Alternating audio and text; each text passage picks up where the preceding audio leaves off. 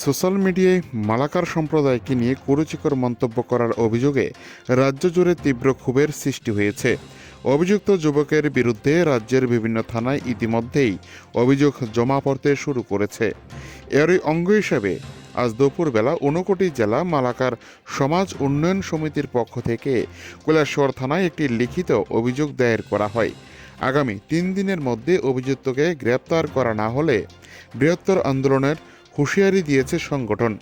ঘটনার সূত্রপাত কয়েকদিন আগে উত্তর জেলার ধর্মনগর মহকুমার কদমতলা থানার অন্তর্গত বিষ্ণুপুর গ্রামের বাসিন্দা বিপুল দেবের ছেলে শ্রীবাস দেব সামাজিক মাধ্যমে একটি ভিডিও পোস্ট করে।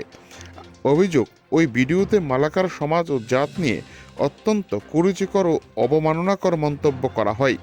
ভিডিওটি সোশ্যাল মিডিয়া ছড়িয়ে পড়তে রীতিমতো ক্ষোভে ফেটে পড়ে গোটা মালাকার সমাজ। এ নিয়ে ব্যাপক উত্তেজনা সৃষ্টি হয় গোটা সমাজের মধ্যে। কৈলাসহর থেকে নিজস্ব প্রতিনিধি রিপোর্ট, টিভি 100 বাংলা।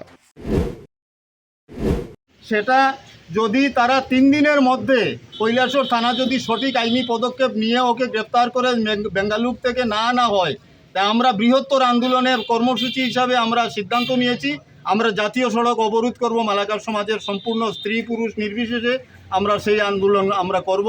দেখব সেই আন্দোলনের রেস কোন জায়গায় পর্যন্ত যেতে চায়, আমরা নিয়ে যেতে প্রস্তুত। মূলত আপনারা কি চাইছেন? মূলত আমরা চাচ্ছি যে আমরা ছোটো লোক বলেছে, সেই লোকটা আমরা ছোটো লোক কীভাবে তার সংজ্ঞা আমরা বুঝতে চাই, আমরা কি তার থেকে কি অংশে আমরা ছোটো লোক সেটা আমরা বুঝতে চাই এবং দৃষ্টান্তমূলক শাস্তি এর আমরা চাই।